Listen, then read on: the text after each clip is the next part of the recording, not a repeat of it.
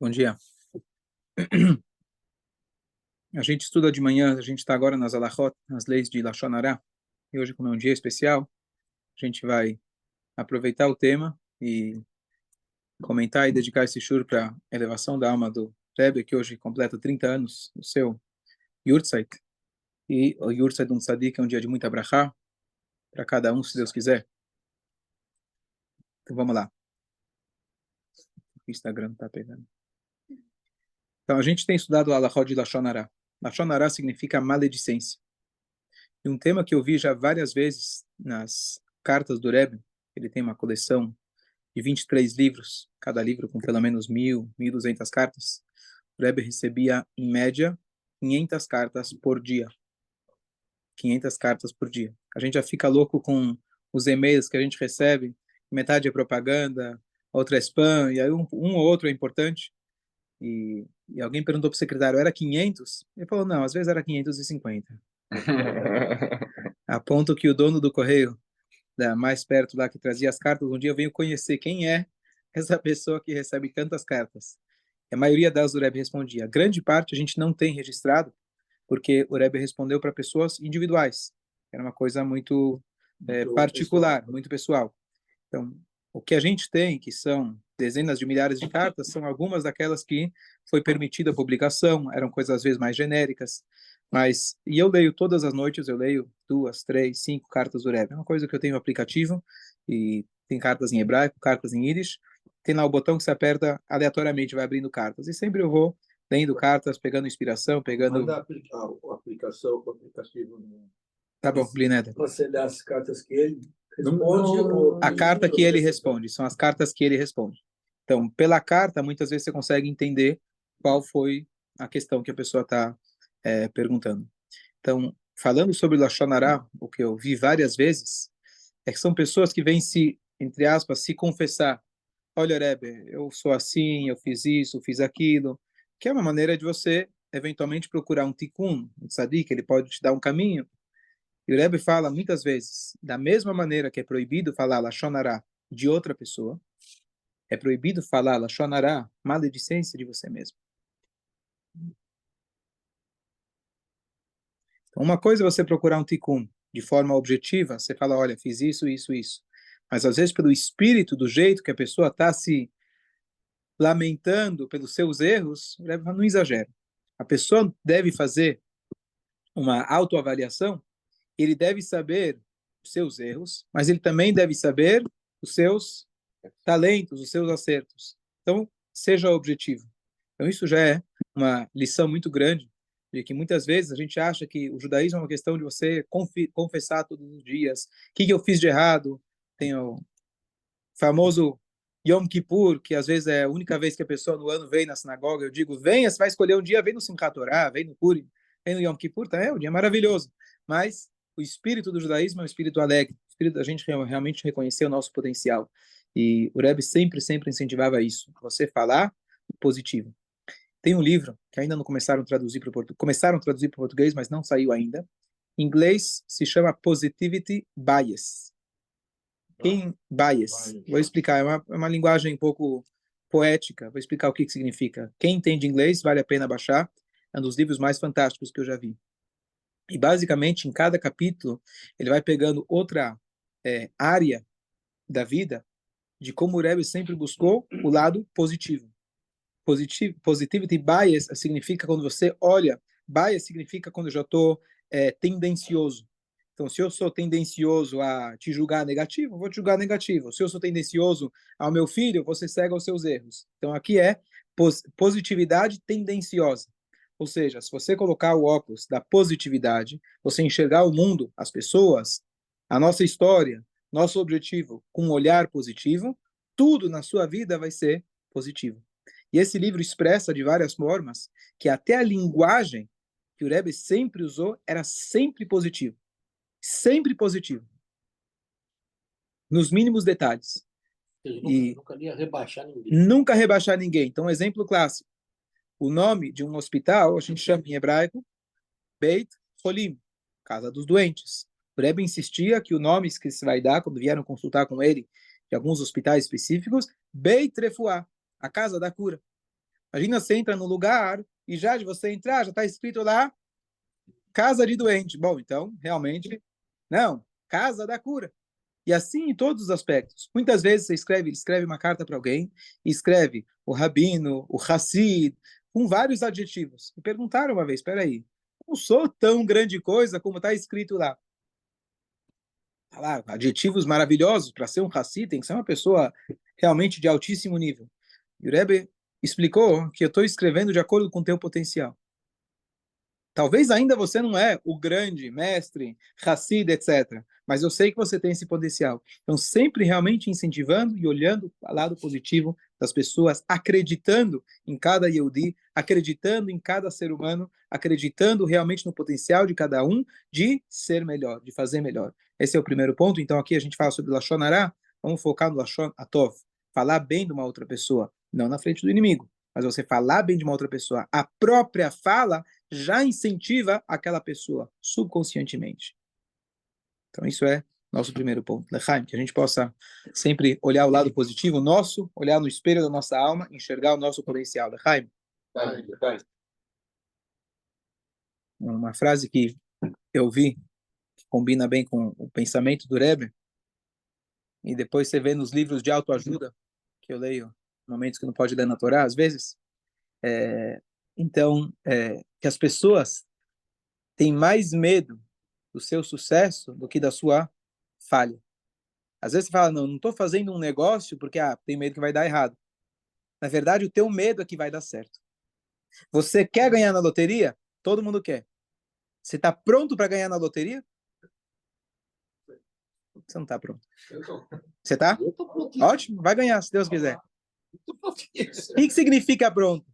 Pronto significa que você está com a mentalidade que você vai conseguir fazer aquele negócio, você vai ter sucesso, vai ter um impacto o teu sucesso, socialmente falando, financeiramente, você vai conseguir administrar tudo isso? Muitas vezes o nosso medo é na nossa luz, não da escuridão. Em frente, tenha coragem e olhe para a sua luz e Bezrat Hashem, tudo vai dar certo. No dia de Gimel Tammuz, que é um dia, globalmente falando, um dia importante, um dia especial, para mim, de forma muito pessoal, meu irmão mandou esse artigo, quem recebe, o irmão do Rio de Janeiro, ele mandou uma pequeno escrito no WhatsApp, muito bonito, mas em 1991, nós estávamos aqui em São Paulo, meu primo em Israel, ele ia fazer o Bar Mitzvah. E meus pais então falaram, bom, vamos para Israel, vamos passar nos Estados Unidos. Não necessariamente é uma parada mais comum, normalmente separada na Europa, mas vamos passar nos Estados Unidos, vamos ter a oportunidade de encontrar o Rebbe. Na época, meus pais estavam num processo já de tchuvá, começando já a kasherizar a casa, Shabbat, kasher, mas no início ainda. Mas na época não tinha dúvidas que visitar o Rebbe era uma coisa extraordinária. Na época, o Rebbe recebia as pessoas, principalmente de domingo, quando ele distribuía os dólares, e justamente nesse final de semana, que caiu naquele ano, que foi, na verdade, dia 2, 3 e 4 de Tammuz, foi quando a gente teve a oportunidade de encontrar o Rebbe pela primeira vez. E tem um Yom Yom, os aforismas diários que o Rebbe colecionou e organizou. Um deles, ele diz que a maneira da tua vida de servir a Deus é de acordo com o seu primeiro encontro com o Rebbe. Ou seja, o que o Rebbe te disse na primeira vez é uma dica para a tua vida inteira. Teu primeiro encontro, isso é uma dica de como você servir a Deus a vida inteira. E mais um outro Yom Yom, está no Yom Yom, eles deixou isso por escrito. Tá por escrito. A gente estuda todos os dias um trechinho do Yom Yom. Tem mais um que diz que o dia que você teve a oportunidade de encontrar o Rebbe, na época era Yehidut, quando você teve a audiência particular, os Hassidim consideravam como seu aniversário. Ou seja, um dia de muita luz, um dia de massado, um dia de maior compromisso, um dia de pensar naquilo que você fez durante o ano, o que você pode melhorar. Então, o dia que nossa família encontrou o Rebbe foi primeiro no dia Beit de Tammuz, era na sexta-feira. Eu lembro, eu tinha menos de 6 anos, meu aniversário é em agosto, que a gente estava em junho, finalzinho de junho, indo para Israel. E eu lembro, então, contar para vocês como foi meu encontro. Primeiro que, apesar de eu ser pequeno, ainda não tá ainda, acho que nem na escola Chabad, eu estava no Yavne na época, Era uma coisa comum, assim, se falava bastante do Rebbe naquela época. Bastante. Menos de 6. Quase 6. E eu lembro, voltando da sinagoga, lembro claramente, perguntando para o meu pai, pergunta para ele, tinha um rabino ao lado, pergunta para ele o que, que o Rebbe falou essa semana. Eu, criança, tinha um interesse, não sou nenhum tzadik, nada, mas era o que estava pegando fogo na época, todo mundo queria saber. E eu lembro que ele respondeu, ele falou, que o Rebbe falou que Mashiach está chegando, a gente precisa incrementar em Torá, em mitzvot, em boas ações. O Rebbe falou que, otot, logo, logo Mashiach está chegando. Eu lembro claramente essa passagem. Então a gente foi até o Rebbe, e eu lembro, durante a reza, quem conhece o salão lá do 770, estava lá rezando, meu pai, estava com meus irmãos, e aí terminou a reza. Na saída da reza, todas as pessoas que estavam espalhadas pelas cadeiras formam como se fosse duas fileiras e o Rebbe passa no meio. Então todo mundo sai das suas cadeiras, como se quando você vai beijar a Torá, né? Todo mundo sai e vai lá para o meio. Então a mesma coisa quando o Rebbe saía, cantava uma música e o Rebbe acenava com a mão, fazia. Então eu lembro que o Rebbe estava passando e eu estava só olhando para aquele mar de chapéus, né? Eu estava em cima do banco de pé, olhando aquele mar de chapéus, uma coisa completamente fora do comum. E de repente ficou vazio. Então eu fui olhar, ficou vazio. E aí nisso que eu olhei para trás para ver as pessoas, meu pai falou, o Rebbe passou e acenou com a mão, você acabou não vendo. Mas eu lembro claramente dessa passagem. Aí meu pai me perguntou se eu queria ir com a mamãe ou com o papai. O que um filho normalmente escolhe? Mamãe. Então eu fui com a mamãe, são filas separadas. E aí estava eu, meus dois irmãos mais velhos, e a gente estava esperando na fila, eu lembro da fila vagamente. Eu lembro que quando chegou na hora que a gente já conseguia da fila, já ver o Rebbe, mas ainda não tinha chegado a nossa vez, minha mãe falou, peraí, esperei tudo isso só para rapidinho, assim, só para isso? Não, não, não. E aí minha mãe, quando chegou lá, ela se parou na frente do Rebbe e decidiu que ia aproveitar, fiquei aqui esperando. E muitos anos depois, o meu irmão, Elial, ele foi até o arquivo que eles têm lá. Na época a gente não pegou o filme, não pegamos a foto nem nada. Ele calculou o dia que a gente estava, a gente teve que lembrar que dia que foi, o bar mitzvah, etc. E ele ficou lá sentado horas, assistindo o dia inteiro lá, que o Rebbe distribuía por horas, até passar nós, e até passar meu pai, e ele conseguiu. A gente tem hoje esse vídeo, quem quiser posso mandar depois, muito emocionante. E aí a passagem, então, contar o episódio, na minha cabeça, erroneamente, eu sabia que o Rebbe dava $2. Na verdade, dava um. Às vezes ele dava dois. Eu não sei por quê. Na minha cabeça ele dava dois. E aí minha mãe chega para o Rebbe e ela começa a falar: a gente está a caminho a gente está, viemos do Brasil e a gente está aí. O Rebbe já deu $1. E aí eu começo, você pode ver no vídeo, mãe, na frente do Rebbe, interrompendo tudo, não queria nem saber. Eu ia falar, pede para ele me dar mais um, porque ele esqueceu, só me deu um. E na frente do Rebbe lá, mãe, você pode ouvir. E eu lembro da cena, não lembrava tão bem, depois no vídeo você... E aí o que acontece? Quando ela comenta que a gente está indo a caminho de Israel, o Rebbe pergunta, quem está indo para Israel? Ele falou, nós e meu marido que também está na fila. Aí o Rebbe dá mais $1. Aí você vê que eu pego o dólar e já saio. Já acabou, já fiz a minha parte, já fiquei feliz, acabou. Pronto, já recebi o que eu queria. E aí minha mãe quer continuar a falar, ela pede mais $1 para um professor aqui na escola que a gente estava. Se eu não me engano, era um professor que ele não tinha filhos por muitos anos, então ele pediu para minha mãe se ele pudesse trazer $1, uma forma de brachá. Não dá para ver se o Rebbe realmente deu, mas ele realmente, esse professor, adotou 2 filhos aqui no Brasil. Ele era israelense, veio aqui para o Brasil dar aula e ele adotou 2 filhos aqui. E depois desses 2 filhos, ele teve o seu próprio filho. Coisa incrível. E essa foi a passagem. E aí, quando minha mãe ia continuar falando, o Rabino Leibel Groner, que é o tio-avô da minha atual esposa, ele, ai, Giveret, foi lá, empurrou para frente. E Zé, antes, quando eu estava falando mãe, ele coloca a mão na minha boca, né? Literalmente para não atrapalhar. Minha mãe tentando falar com o Rebbe e eu querendo insistir lá, porque eu queria meu $1. Então, essa foi a passagem muito curiosa, muito interessante, mas ter uma oportunidade em vida de ter visto um tzadik é uma coisa que impacta a nossa vida toda. Então, são poucos que tiveram atualmente o privilégio de realmente ter passado por lá. E com certeza o Rebbe diz, aqueles que estudam os seus ensinamentos estão ligados tanto quanto, mas ser ao vivo e a cores é realmente uma experiência fora do comum. E sem dúvida nenhuma, isso trouxe brachot, o nosso crescimento material, espiritual, Baruch Hashem. Meus pais tiveram o privilégio dos três, viraram shluchim, seus emissários que dedicam literalmente sua vida para o ensino da Torá, de difundir os ensinamentos da Hassidut, e realmente, sem dúvida nenhuma, isso foi graças também a esse incentivo, a essa brachá que a gente teve. Muito boa pergunta, muito boa pergunta. Se tem algum tzadik atualmente que se aproxime dessa grandeza? Eu não conheço.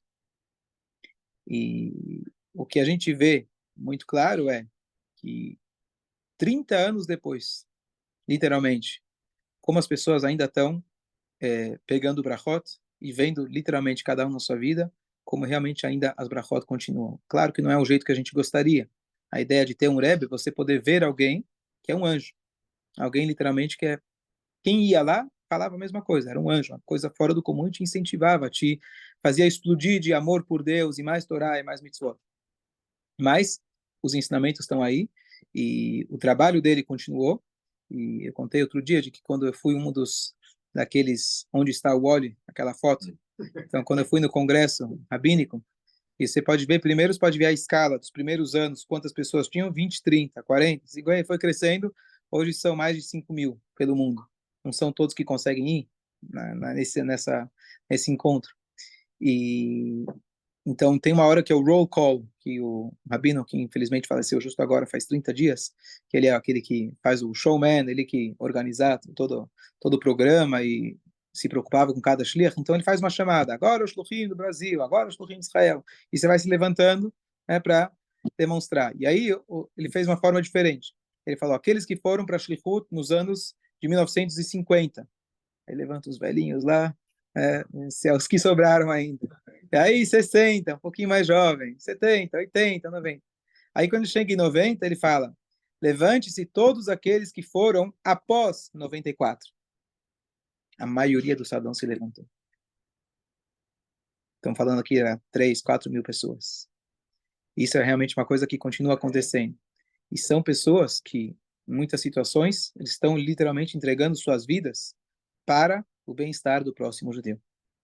Eu tenho amigos em vários lugares do mundo, tenho amigos que estão na Rússia, tenho amigos que estão na Croácia, eu tenho um amigo que está preciso lembrar os nomes dos países aqui, não lembro agora. Bom, até no Brasil tem rabinos.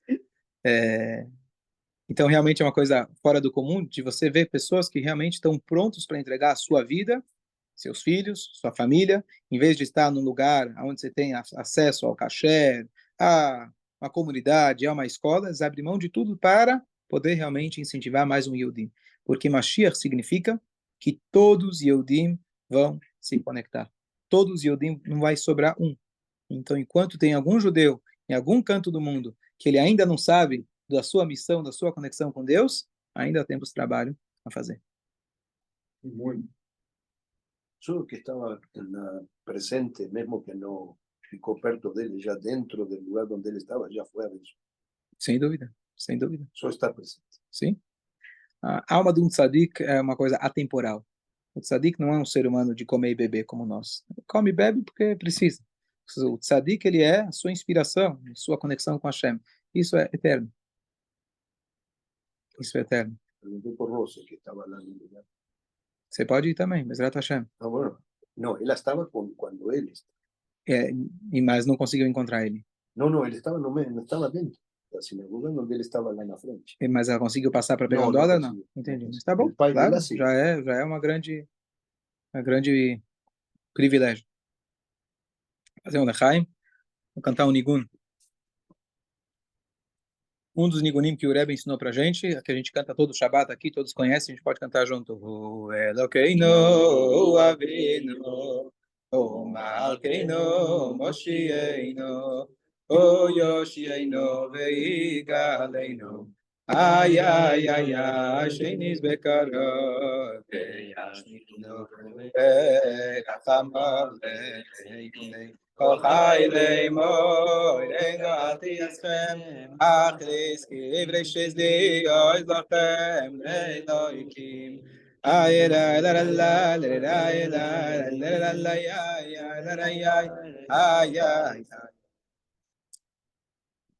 Depois da elevação do Rebbe, quando a gente já não tinha mais a oportunidade de perguntar para ele pessoalmente, a gente na vida tem muitas dúvidas, muitas situações críticas às vezes que a gente precisa de um tzadik para responder para a gente. E nem sempre a gente tem esse acesso. Antigamente, ouvi essa semana uma história, um rapaz que ele estava aluno da Estivá, e entrou alguma coisa grande no olho dele. Entrou no olho dele. Ele foi levado para o hospital. Ele era um rapaz, de 18, 19 anos, e falaram que tinha que fazer uma cirurgia para tirar realmente uma coisa perigosa. E o rapaz, ele falou que ele não vai fazer cirurgia até ele ter abrahado o Rebbe. Isso era 2 horas da manhã. Tinha um médico lá esperando, falou, como assim? Tem que fazer cirurgia. Ele falou, não vou fazer cirurgia, meu olho, né? Não vou fazer até ter abrahado o Rebbe. Eu ouvi da pessoa que morava mais perto do hospital, que alguém veio contar e fala, olha, o rapaz, eu acompanhei o rapaz, provavelmente com a Tzalá, que foi até o hospital, e ele está lá falando que se recusando a fazer a cirurgia. Enquanto ele não tiver uma brachá do Rebbe. E aí, o que está contando a história, eu morava mais perto do hospital, então eu fui correndo até o Brooklyn, não era muito longe, 15, 20 minutos. Eu precisava da brachá do Rebbe, 2:30 da manhã. Você vai bater na porta do Rebbe? Vai bater na porta de qualquer pessoa? Então ele foi lá e bateu na porta de um dos secretários do Rebbe, Rabino Leib Groner. Falou, olha, a situação é essa, tem uma rura, ele está lá para uma cirurgia, uma situação delicada. Ele falou, eu não vou bater na porta do Rebbe 3 da manhã. Ele foi para um segundo secretário, era Binyamin Klein, acordou o homem e falou, eu não vou bater na porta do Rebbe 3 da manhã. Até que ele falou, mas o que eu faço? Ele falou, vai para era meio que diretor da yeshiva, aquele que é responsável pelos rapazes, o nome dele é Dov Draski. Acordaram ele e falou, como assim? É um dos meus alunos, são filhos do Rebbe, eu não posso deixar assim. Vamos lá. Então ele que está contando a história, ele com mais um, e mais esse professor, 3 da manhã, batem e começam a bater na porta do Rebbe. Batem na porta da frente, isso era Sukkot, batem na porta da frente, ninguém responde. Então o Rabino com mais o outro foram para atrás, porque o Rebbe, perto da Sukkah, eles sabiam que lá tinha um escritório, uma sala onde o Rebbe estudava. O Rebbe não dormia. Então eles foram bater lá. Nisso que eles foram lá, o homem está contando a história, de repente a porta abre. E quem está na frente dele? O Rebbe com a Rebbe, sim. Os dois. Não sei se acordou os dois ou se já estavam acordados, mas os dois aparecem. Quando ele está lá, ele congela, né? O que ele vai falar? Ele não... 3 da manhã você acorda o Rebbe. Mas nisso, o professor ouviu a porta abrindo e o professor veio correndo. Ele já tinha começado a falar para o Rebbe a situação. O professor chegou lá, tomou... Antes do professor chegar, a Rebetzin perguntou quem é, o Rebbe falou, esse é filho de fulano, o Rebbe sabia quem era, eu estava vindo lá, né, bater na porta do Rebbe, o Rebbe sabia quem era, apresentou para a Rebetzin ofereceu um copo de água para ir na sucá, imagina, veio correndo, não sei o que, se preocupou com ele, 3 horas da manhã, e o Rabino, então falou, apresentou para o Rebbe, falou, faz ou não faz cirurgia? O Rebbe falou, faz a cirurgia. Volta correndo, o Bachur fez a cirurgia, ele na verdade é o Yossi Gutnik, quem conhece, que foi onde eu fiz a minha smichá, onde eu fiz o meu título de rabinato, quem patrocinava, foi um grande doador do Chabad, ele que realmente o cara chegou aos bilhões na época, o Barachá do Rebbe, era esse Bachur, Yossi Gutnik, que mora na Austrália, que passou por essa cirurgia. Então, o que eu estou dizendo era um acesso de pai e filho, era um acesso que mesmo às 3 da manhã tinha alguém que tinha coragem de bater lá para saber, faz ou não faz. Sem isso, não faço. E na hora que ele fala faz, você está tranquilo. Você faz de olho fechado, você não pensa 2 vezes. Hã? De olho aberto, boa. Isso não dá para fazer. E teve um determinado momento, uns 2, 3 anos antes do Rebbe ter o seu derrame, que impediu ele de falar, acho que foi 2 anos antes, um ano antes, que ele deu instruções muito claras, e ele até falou, o que será depois? Deixou muito claro o que será depois. E ele falou que quando a gente tem uma dúvida, a gente tem para quem perguntar. Se é uma dúvida de medicina, você tem que perguntar para um amigo, o Rofê Yedid, médico amigo. Se ele não soubesse, tem que ir para o profissional, ou como chama, especialista. Se tiver divergência, você procura um terceiro. A mesma coisa, você pergunta para um rabino, faça para você um rabino, seu mestre. A palavra dele é a minha palavra. E assim ele foi orientando como que a gente pode se virar em momentos da sua ausência. E uma das coisas que os Hassidim, muitos fazem por conta própria, não foi que o Rebbe orientou, mas pegam nas cartas do Rebbe de uma maneira aleatória e, eventualmente, eles têm uma resposta muito clara. Com certeza, cada um aqui já ouviu histórias a respeito disso. Eu, pessoalmente, tento seguir a orientação que o Rebbe deu e perguntar para o teu rabino, se for o caso de médico, seguir as orientações clássicas que estão lá. Mas tem situações que o teu rabino não vai saber responder. É uma questão de os dois lados da balança estão iguais e você quer uma coisa mais forte.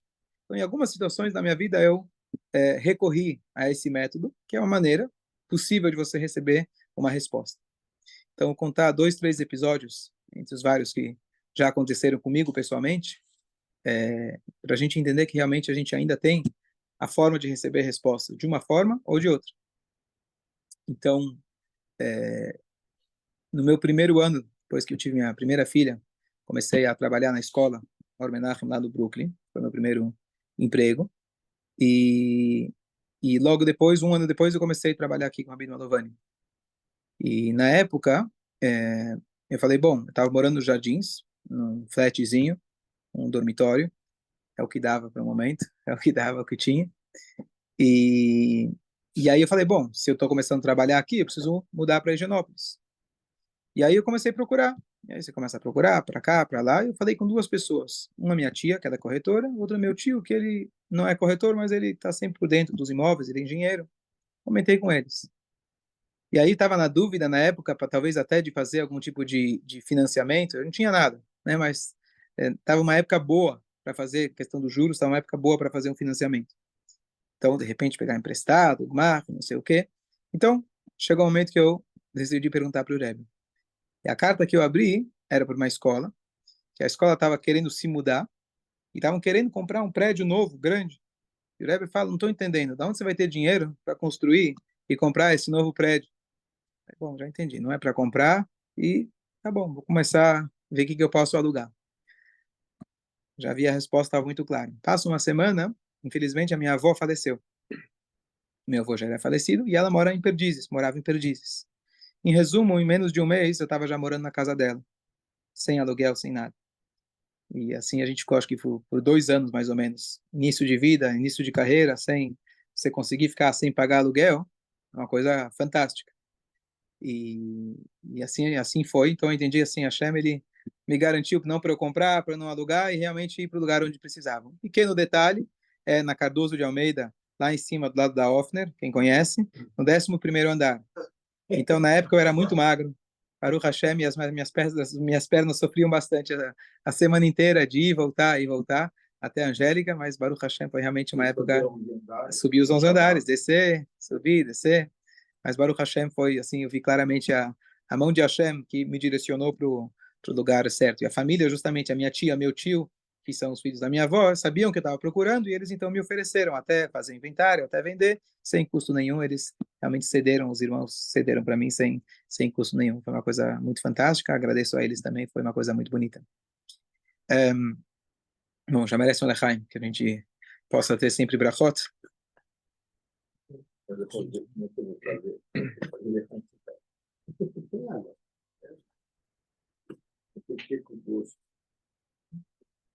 Estou tentando lembrar qual foi a outra história que eu tinha pensado em contar. Eu lembrei agora. Uma história dessa de querer mudar para Higienópolis, que a gente tinha feito festival, e a gente vinha do Bom Retiro para cá todo Shabbat. E teve uma época que a gente estava querendo mudar para Higienópolis. E a gente tinha visto apartamento aqui, a gente estava pronto para fechar o contrato. Aí a minha esposa falou para escrever o resto. Mas também a resposta foi clara, de não mudar, de continuarmos no retiro. Eu acho que é uma decisão acertada. A gente tentou um monte de coisas, a gente queria pegar um financiamento, nós vendemos o nosso apartamento para o meu sogro, para poder depois entrar na Caixa Econômica. E depois de tudo isso, aí eu abri uma carta de crédito aqui para o Governo, e a resposta foi muito clara.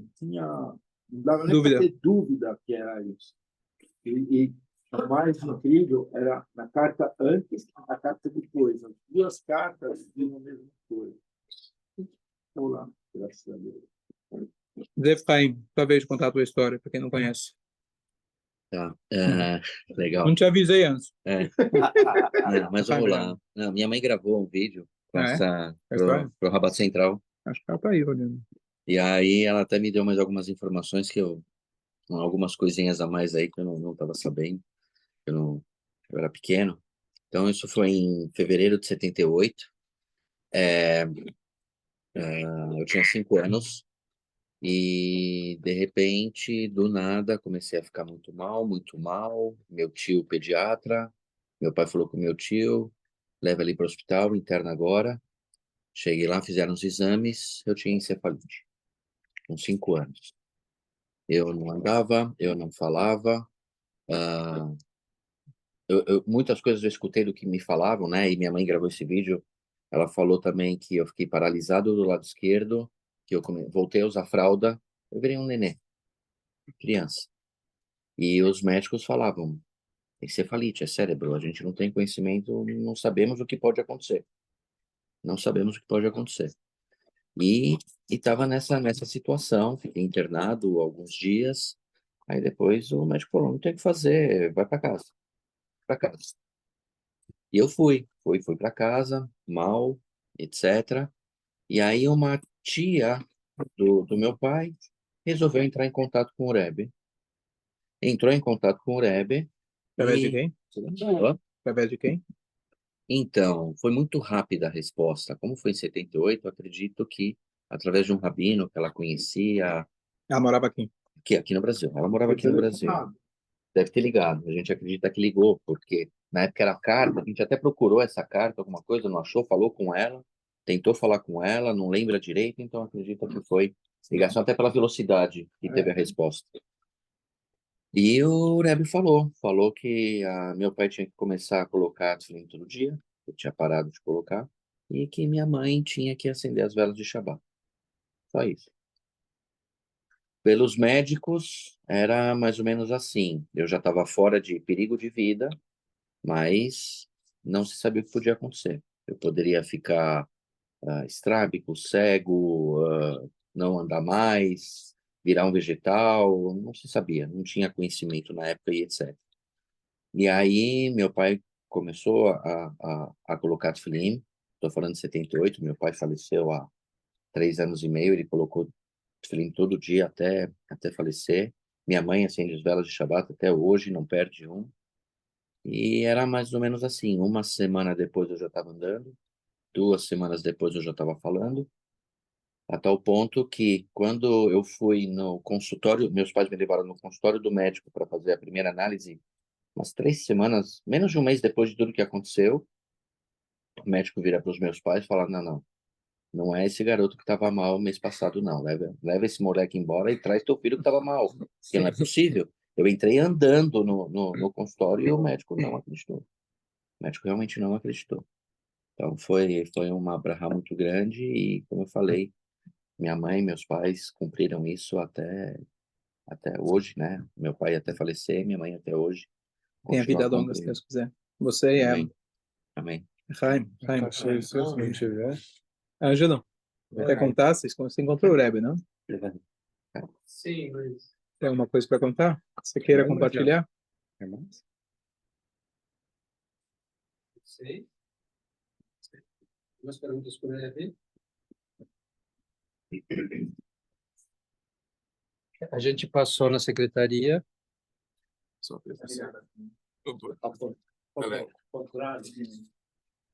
Então, a gente passou na secretaria e falamos lá com o secretário que a gente vai escrever uma carta para o Rebbe, umas perguntas, né? Aí de noite, o Rebbe respondeu as nossas perguntas em sonho para minha esposa. E no dia seguinte, a gente passou na secretaria de novo. Ele falou: vocês não iam escrever uma carta? Eu falei: não, o Rebbe já respondeu em sonho. Ah, tá bom. Ele fez assim, tá bom, como se fosse acontecer toda hora, entendeu? Não achou nada de. A gente não escreveu. entendeu? Então, e não só isso, o próprio secretário não ficou surpreso, era normal. Parece que é coisa que acontece toda hora, entendeu? Foi assim. Foi normal, ele falou, nada, outro Michigan. Deixa, tá bom, vai. Só também de pessoas que só mentalizavam, tá conversando com o Red e tinha resposta. Pero también se puede ir a agradecer, forzó ir a... Tá tudo. Pedir, agradecer. Chaim, o Rebbe é uma pessoa muito prática. Tem a famosa história, já contei várias vezes, mas daquele homem que chegou para o Rebbe e perguntou: ouvi dizer que uma segulá para Shalom Bait, ou seja, se você quer ajudar para ter paz em casa, não brigar família, esposa, etc., uma segulá ajuda você a dobrar o talit no Tzei Shabbat, no termino do Shabbat, que a gente dobra o talit. No Shabbat você não pode dobrar direito o talit, então ele perguntou se é verdade. Ele perguntou se é verdade. O Rebbe falou: olha, dobrar o talit eu não sei, mas dobrar as mangas da camisa e ajudar a lavar a louça, com certeza. Mas isso simboliza uma pessoa extremamente espiritual e muito prática. Então, por isso, ele sempre exigia que de tudo que a gente se inspirasse, sempre tirar algo muito prático, muito realista, muito tangível. E de todos os Fabrengens, todas as inspirações, quando alguém falava: olha, eu fiquei muito inspirado. Ah, legal, e aí? E o que você mudou? O que você fez? E o Tachlis pode ser uma coisa muito pequena. Perante Hashem, uma coisa que possa parecer muito pequena, é extraordinário. É importante nesse dia a gente assumir algum compromisso. Pode até ser temporário. Olha, na próxima semana, nos próximos 10 dias, vou fazer alguma coisa a mais. Sugestões: dá uma moedinha de tzedakah antes de Mincha e de Shacharit, antes das rezas. A mulher antes de acender as velas. Já coloca tefilin todo dia? Se não coloca, coloca. Estabelecer horário para estudar a Torá todos os dias. Que seja por uma semana, que seja por 10 dias. Depois isso se estende. Que seja 10 minutos, que seja 5 minutos. Qualquer mitzvah que você assumir, isso tem um valor muito grande. E mais ainda, quando a gente quer receber brachá, essa pequena mitzvah é o que precisa para trazer toda aquela brachá que a gente quer receber. Então, cada dia a gente tem que crescer, mas hoje é um dia realmente que a gente deve assumir cada um um compromisso a mais, de verdade. Não precisa ser uma coisa grande, deve ser uma coisa que você consegue fazer, pode ser temporário, mas fazer aquilo com afinco, e Mesrat Hashem, que Hashem traga todas as brachot para a gente. O Rebbe, desde o início, do primeiro discurso que ele falou, a missão nossa dessa geração é realmente, na prática, trazer o Mashiach, não continuar como uma esperança distante, sim realmente trazer o Mashiach. Então, esse trabalho globalizado, de a gente conseguir alcançar todo o Yehudi, e hoje através da internet, etc., eu vejo dos shiurim que eu dou, pessoas de todos os cantos, em outro lado, pessoa que nunca vem, etc., está escutando, se inspirou com uma palavra de Torá, a gente tem realmente a força de alcançar todo o Yehudi. Se você tem um Yehudi que você conhece, não adianta deixar para o rabino. Se você mesmo tem a obrigação, cada um tem essa obrigação de realmente inspirar mais um outro Yehudi. Você não precisa ser rabino, não precisa ser nada. Se você sabe o Aleph, você ensina o Aleph. Se você sabe o Beit, você ensina o Beit. Essa é a missão que ele colocou. Cada um é realmente um shliach, cada um é um emissário de Hashem. Nós temos aqui uma missão urgente da gente realmente transformar esse mundo. A gente tem a força, temos a capacidade. Aquele que é o shliach, aquele que é o enviado, ele tem a força daquele que o mandou. Isso é halachicamente falando, legalmente falando. Se eu estou transportando alguma coisa em nome de alguém, eu tenho toda a força legal e espiritual para conseguir realizar isso. Então, você perguntou, será que tem mais alguém hoje em dia com esse calibre? Não. Mas ele deu a força para que cada um de nós sejamos um Rebbe. Você pode ser um Rebbe. Quando você vai lá e ajuda um outro judeu, você está literalmente sendo um Rebbe. Às vezes, tem até pessoas que têm capacidade até de dar respostas, que batem justamente, se é aquele teu rabino, aquela pessoa que você escolheu, ele vai ter essa. Então, cada Yehudi realmente tem essa incumbência. O rabino Jonathan Sachs conclui essa frase, ele fala que o Rebbe não criou seguidores, o Rebbe criou líderes. Não estamos falando dos rabinos de barba, estamos falando cada Yehudi está incumbido. Só para vocês saberem, quando o Rebbe, por que ele distribuía dólares? Era milionário? Qual a história do dólar? Por que dólar? O dólar é uma coisa muito simples. O dólar que ele está te dando para você colocar no destacar. Ele está fazendo você um emissário para dar para outra pessoa. Essa é a ideia do dólar. Aí as pessoas falaram, bom, já que eu ganhei esse dólar de um tzadik, vou guardar como uma brachá especial, e o outro, eu dou outro para dar cá, mas esse eu guardo comigo. Mas todo o objetivo do dólar é o quê? Pega isso, eu estou te dando para você ajudar um terceiro. Essa é a nossa missão. Eu acho que o sogro dele que falava isso, se dois Dois judeus judeus. se encontram, é para fazer o bem para um terceiro. Mas, Sempre. mas la Perfeito. pregunta de Hashem pôs ele na terra para ser como uma espécie de veículo, digamos, algo assim. Vamos lá. Vocês estão com tempo? Então, a pergunta é muito importante. Eu já expliquei algumas vezes, mas a pergunta sempre volta. O que quer dizer um veículo? Por que eu preciso de um Rebbe? Eu sigo Deus. Tem a Torá, tem as mitzvot, tem os livros. Por que eu preciso ter um Rebbe? Então, a resposta é extensa, mas uma coisa a gente vê. A Torá fala para a gente, vai aminu b'Hashem, Moshe avdo. Acreditaram em Moshe e acreditaram em Deus e em Moshe seu servo. Deus fala para Moshe, quando você tirar esse povo do Egito. Você? Quem tirou o povo? Moshe ou Deus? Deus quis que Moshe fizesse. Ele colocou para a gente pessoas ao longo das gerações que eles podem servir para a gente como um modelo. Para a gente, Deus é muito teórico, é muito filosófico. Se você vê uma pessoa que ele é um exemplo no seu dia a dia, dedicação total e absoluta para Deus, isso inspira você. E deixar muito claro que a Allahá, inclusive, fala, quando a gente fala a palavra intermediário, não é isso, não é o que a gente está falando. Por quê? Intermediário é, para eu falar com Deus, eu preciso... Não, isso é idolatria. Eu não preciso de ninguém para falar com Deus, eu falo com Deus sozinho. O que existe, sim, é uma pessoa que ele inspira você mesmo a falar com Deus. Então, você vai no Kotel, muitos vão no Kotel para falar com a parede para treinar antes de casar. 3 dias. 3 dias antes? 3 Tem dias. que falar durante 3 Mas dias. quando você vai no Kotel, normalmente você não está falando com a parede. Você quer aproveitar o espaço, o lugar sagrado, para que as suas rezas sejam mais aceitas. É a sua conexão com Deus. E o que o Rebbe sempre exigia, quando alguém pedia, Rebbe, quebra um galho lá para mim. Ah, tudo bem, vou te dar uma brachá, falando as minhas palavras, né? Te dou a brachá. Mas, tefilin, acende a vela, é o tefilin que vai trazer a brachá. Eu só te contei. Eu só te informei. Quem fez o tefilin foi o pai dele. E o nome Chaim? Não tem esse Chaim? Sim. Então, Pode colocar. mas quem indicou para colocar o Chaim? Agora não lembro. Não sabe se foi do Rebbe. Não. Tá. Não, Então, acho que não. Então não tem essa, eu vou quebrar o galho por você. Já que você não consegue falar com Deus, eu quebro o galho por você. Não, eu só vou te contar que para você receber a brachá, você precisa fazer mais uma mitzvah. Você que faz a mitzvah, o mérito é teu e eu tô fora. Eu tô fora dessa. Eu te apresentei, entre aspas, você já conhecia, eu só quis fazer o shidduch. Eu tô fora dessa. Então essa é a diferença, grande Só faz diferença. uma orientação. É? Ele, na realidade, não orienta. Orientação. Lugar que... Mas é mais do que uma orientação, porque o Rebbe, a gente usa a linguagem que é transparente. Quer dizer transparente. Qualquer ser humano tem o seu ego. Quando a gente vê alguém falar, Neymar, você fala, cara, a idolatria, você está idolatrando o quê? O cara que tem o cérebro nos pés. Legal? Ótimo.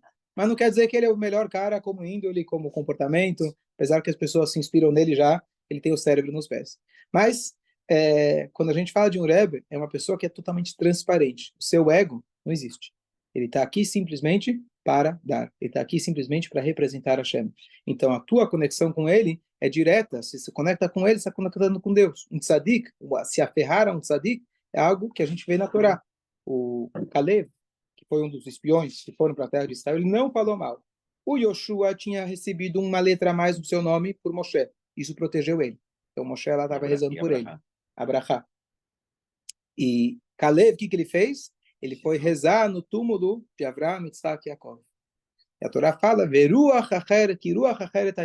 veio com outro espírito. Todos aqueles vieram com aquele espírito, a terra é ruim, vão acabar com a gente, não vamos conseguir, o pessimista. Ele veio com outro espírito. Por quê? Porque ele se conectou com o tzadikim.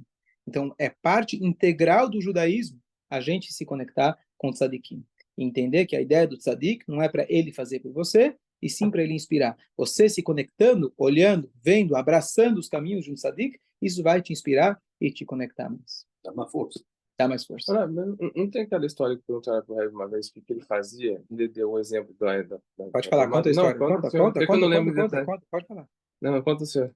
Fala. Não, conta o senhor, por favor. Eu não sei se eu lembro os detalhes. De qual você fala? Do fósforo? Não, que aí ele fala que... Ou das luzes? Que tem a corrente elétrica, que vem todos os... Pronto, já deu. Conta, né? E a minha função é conectar. Eu não lembro Que qual ele que era fala as assim, palavras que exatas. tem a eletricidade, tem todos os fios, a eletricidade já existe, todo o processo já existe, mas a função dele é, como no interruptor, apenas acender, fazer essa conexão. Aí, inclusive, né, nesse mamar do Vietnã de saber, quando Hashem fala para Moshe, ordene para o povo que traz, ele faz essa conexão do qual que de fato é a Sim, função sim. nesse sentido. Bom dia a todos. Meu sogro foi agradecer a ele, a Hashem. Podemos fazer o Kaddish, sim. Para a gravação.